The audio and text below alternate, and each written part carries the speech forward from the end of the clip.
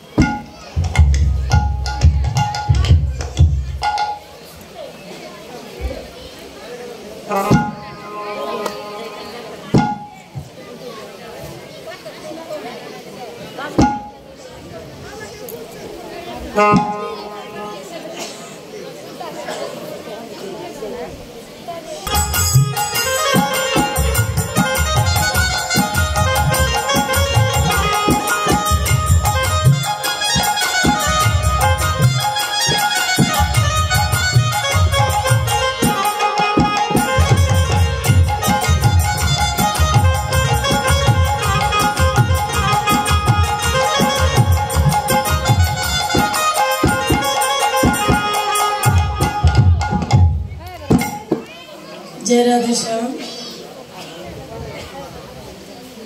আমরা নবদ্বীপ লীলায় ছিলাম। এবার আসুন মহাপ্রভুর কৃপা নিয়ে যার যার গুরু কৃপা শিরে ধারণ করে রাধারানী কৃপা নিয়ে ব্রজ লীলা স্মরণে সকলে ব্রতী হই। জয় জয় শ্রী রাধা গোবিন্দ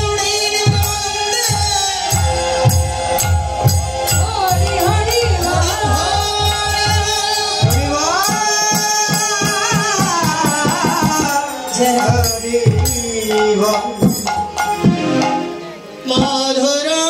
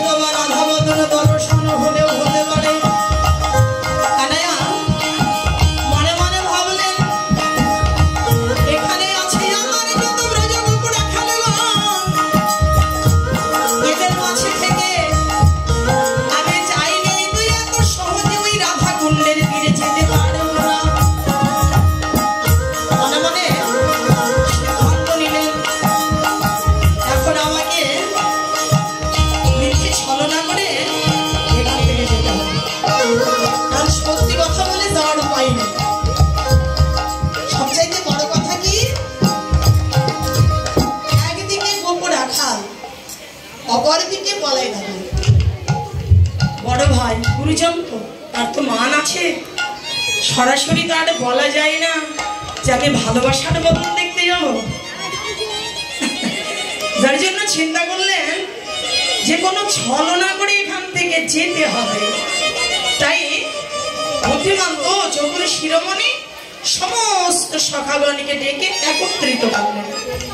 সবাইকে একত্রিত করে ওদের বদন বনে তাকিয়ে কইতে লাগলেন,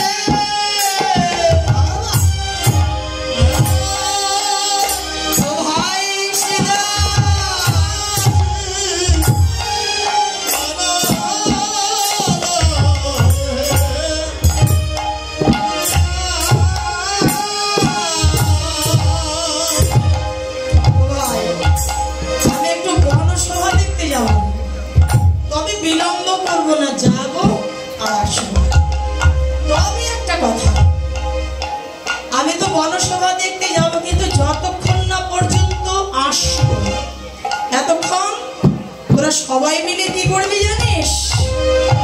ও ভাই থাকিও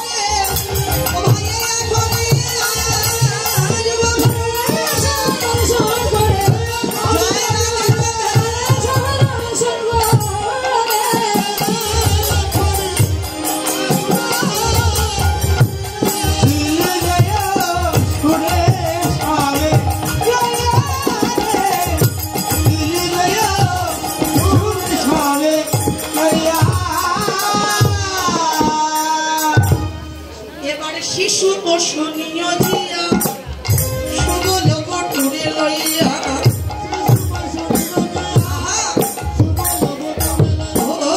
শিশু বসনীয় দিয়া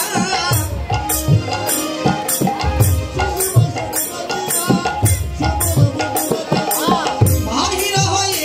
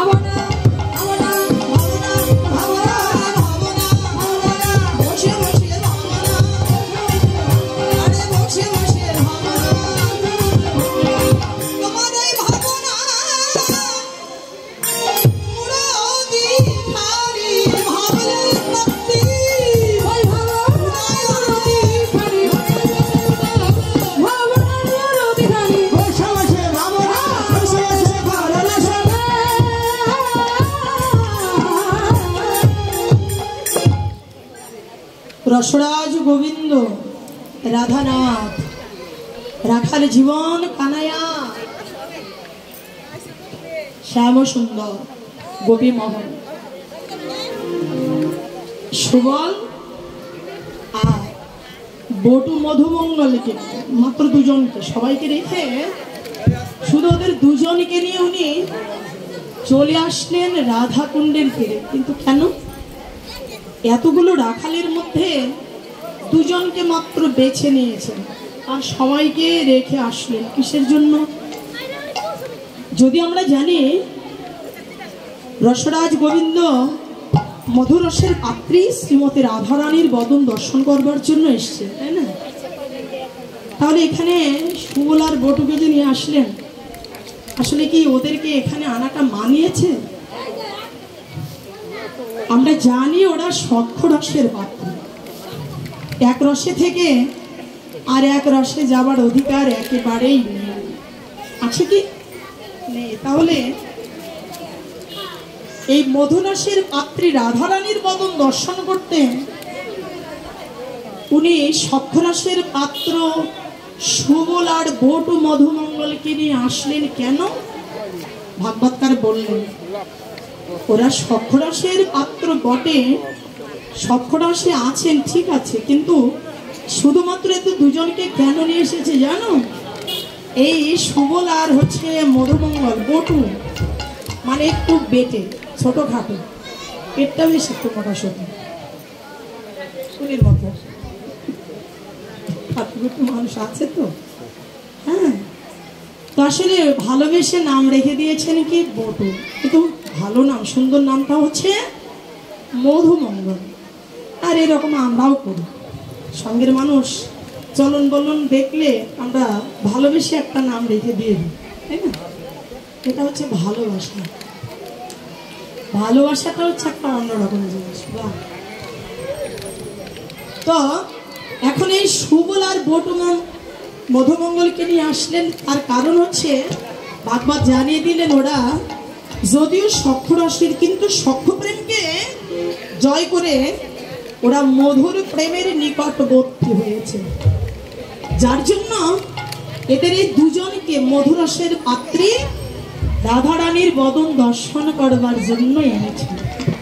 কারণ সবাইকে সব জায়গায় নেওয়া যায় না, সমান সমান না হলে ওখানে নিতে হয় না। হ্যাঁ, আমরা সহজ করে বলি না যে শিশুর কাছে কিন্তু বিলাসের কথা মানায় না। ওরা কি বিলাস সম্পর্কে কিছু বোঝে? বোঝে না। কিন্তু শিশু হচ্ছে ছেলেবেলা, শিশুবেলা খেলাধুলা যা ওদের কাছে যত বলবেন ওরা ভালো বোঝে, কিন্তু বিলাস তত্ত্ব সম্পর্কে ওদের তার সেই ধ্যান ধারণা নেই, ওদেরকে যার জন্য বলাও যাবে না। এই যে ভগবানের অমৃতময় লীলা কথা, এগুলো কিন্তু অনেক ভারী, অনেক ওজন। এই কথাগুলো কিন্তু দেখবেন আমরা অনেকেই নিতে পারি না, কিন্তু সেই ধারণ ক্ষমতা যার হয়ে গেছে দেখবেন তারা আপনাদের মতো ধৈর্য ধরে বসে কীর্তন শুনবে। আর যারা আমার মতো হালকা, তারা বলবে কি জানি বলছে, ভাল লাগছে না, ওর তাইতে বাড়ি চলে যায়। এটা হচ্ছে সবচেয়ে বড় কথা। আর ভগবানের কথা এগুলো নিতে গেলে না সবসময় একটু ভারী হতে হয়, হালকা হওয়া যাবে না। তবে মানুষ এত সহজে ভারী হতে পারে না। ভারী হতে গেলে দেখা যায় কি হালকা থেকে আস্তে আস্তে ভারী হয়ে যায়। কিভাবে ভারী হয়? ভারী মানুষের সঙ্গ করতে করতে তার ছোঁয়া লাগলে, পরশ পেলে একদিন তাদের কৃপা গুণে তারাও রাধে রাধে। যেমন পরশমণির পরশ লাগলে লোহা সোনা হয়ে যায়, ঠিক তেমনই যারা ভগবতী ও ভক্ত, যারা সেই বৃন্দাবনে রাধাকৃষ্ণের নিত্যলীলা ভজনে আছেন, দিবানিশি 24 ঘন্টা 60 দণ্ড রাত্রি দিন যারা ভজন করছেন, এরূপ ভজন অনুরাগী ভক্তের যদি সঙ্গে ওঠা বসা মেলামেশা করা যায়, একটা সময় দেখবেন তারাও তাদের সঙ্গগুণে তারাও সোনার মানুষ হয়ে যান। হ্যাঁ, তাই তো আজকে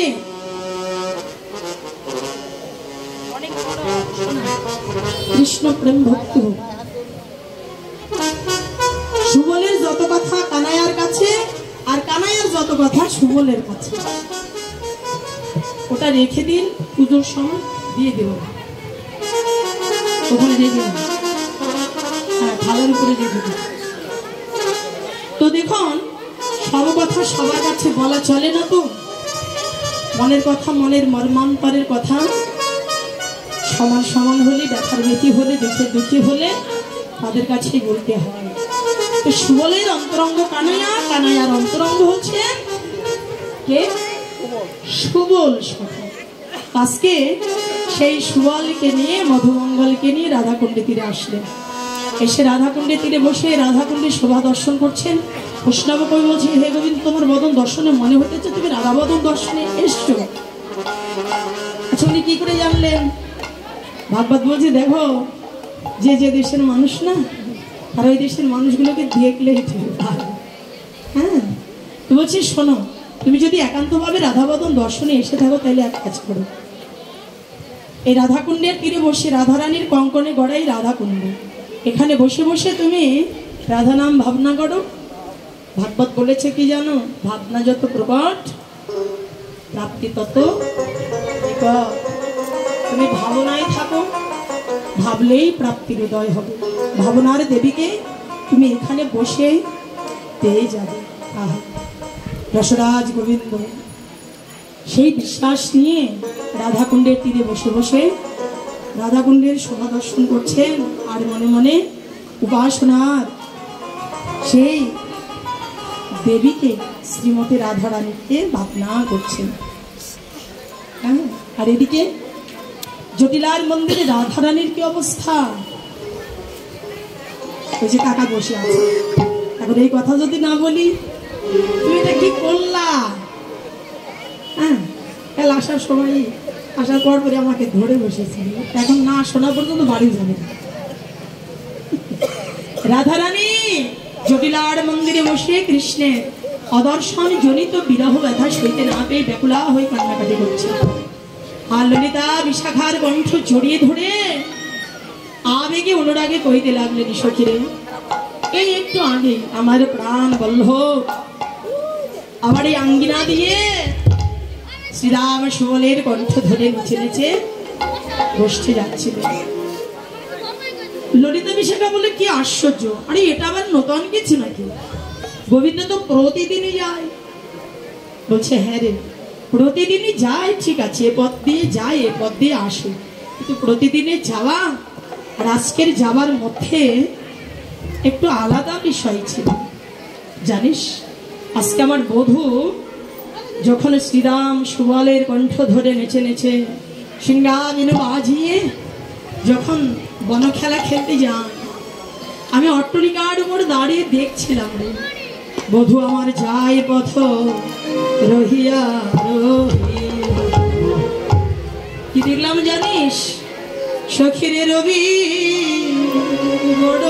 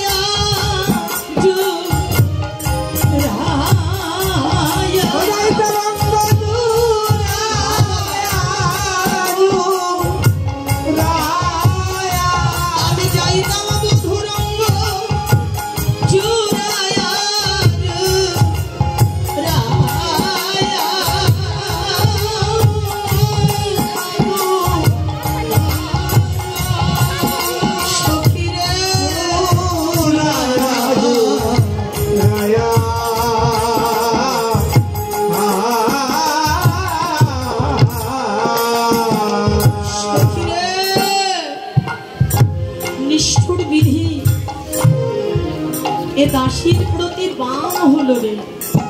আমার বৃন্দাবনের মেঘিপুরে যদি জন্ম দিতেন, আমার বধূ যখন বসে যান আমি বধূর অঙ্গে ছায়া দিয়ে রইতাম। আমার বধূর অঙ্গে আমি কোনো প্রকারে তাপ লাগতেই দিতাম না। যত তাপ আমার অঙ্গে সইতাম, আমার বধূ বধুর অঙ্গে তাপ লাগতে দিতাম না। কিন্তু বিধি না বড়ই নিষ্ঠুর, আমাকে মেঘে রূপে জন্ম দিলেন। ললিতা শুধু তাই না রে, আমার অঙ্কটা আরো কি সাথে জেগেছিল জানিস? আমার প্রাণবল্লভ শ্রীরাম সুবলের কণ্ঠ ধরে সিংহাবেন মুরলী বাজিয়ে নেচে নেচে যখন গোষ্ঠী যা, আমার বড্ড ইচ্ছে হয়েছিল রে ও ললিতা, এই নারীগুলি জন্ম না নিয়ে আমি যদি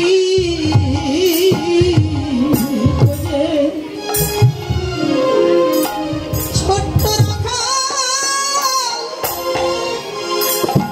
হই না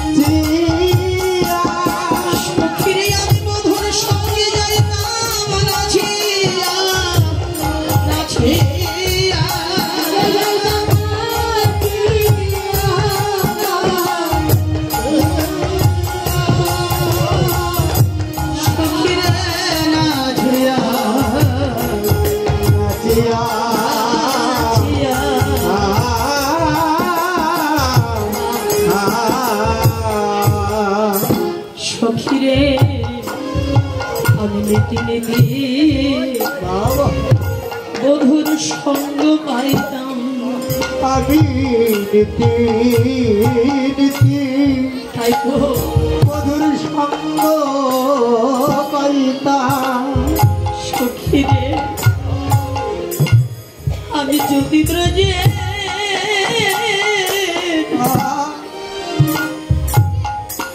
নারী না হয়ে আমি যদি ব্রজের ছোট্ট রাখাল হইতাম। ও ললিতা আমি নীতি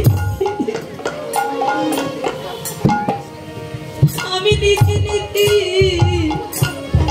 বধুর সঙ্গ পাইতাম। আমি যদি ব্রজে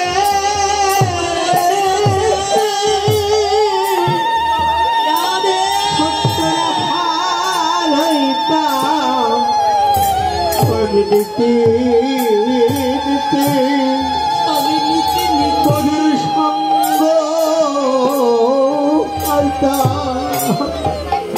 সখীরে আমি যদি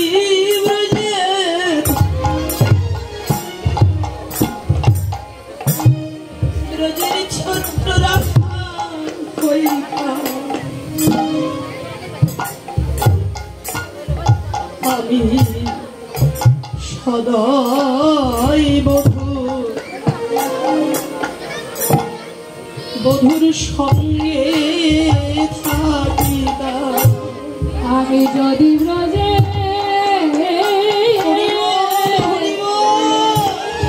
ছোট্ট রাখাল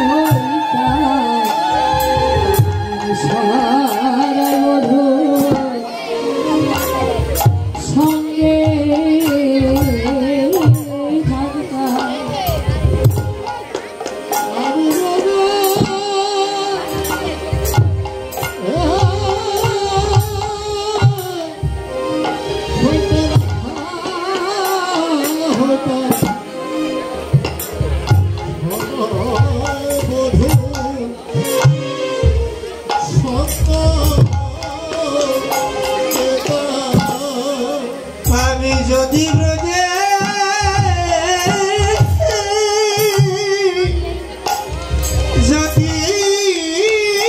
ব্রজে ছোট্ট রাখাল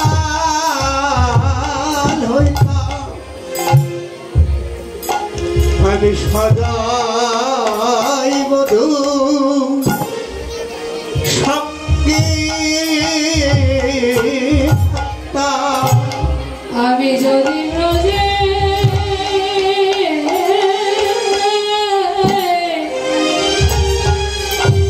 ছোট্ট রাখাল হইতাম আমি সদাই বধূ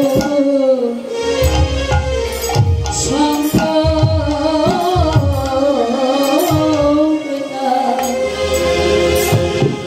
আমি যদি ব্রজে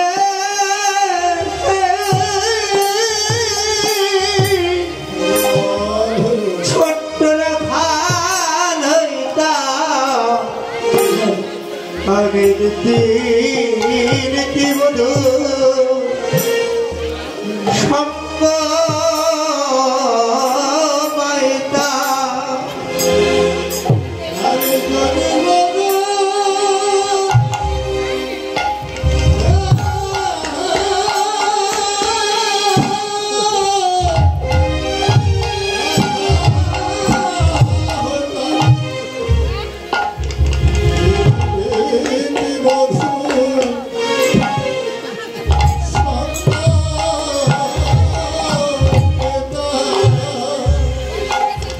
আমি যদি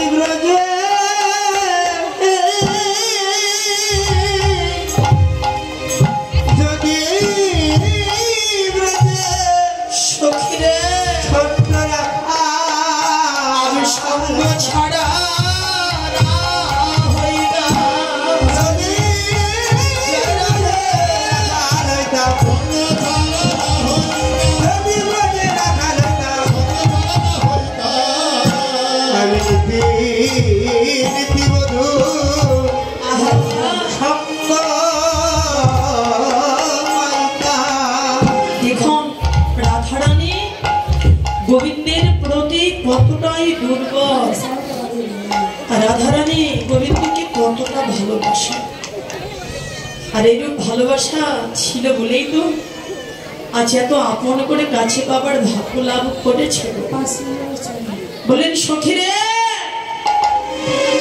শুধু ছোট্ট রাখাল হবার বাসনা জেগেছিল তা নয়, বধূ যখন গোষ্ঠী যাচ্ছিলেন অন্তরে বড্ড বাসনা হয়েছিল শাখারূপে রাখালরূপে জন্ম না দিলে দিদি যদি ওই বৃন্দাবনে পথের প্রান্তে আমায় যদি গুল্ম লতা করে জন্ম দিতেন আমার বধূ এই পথ দিয়ে আসতে যেতে আমি প্রাণ ভরে বদন খানে তো দেখতাম নির্বিঘ্নে নিশ্চিন্তে নির্ভয়ে এই পৃথিবী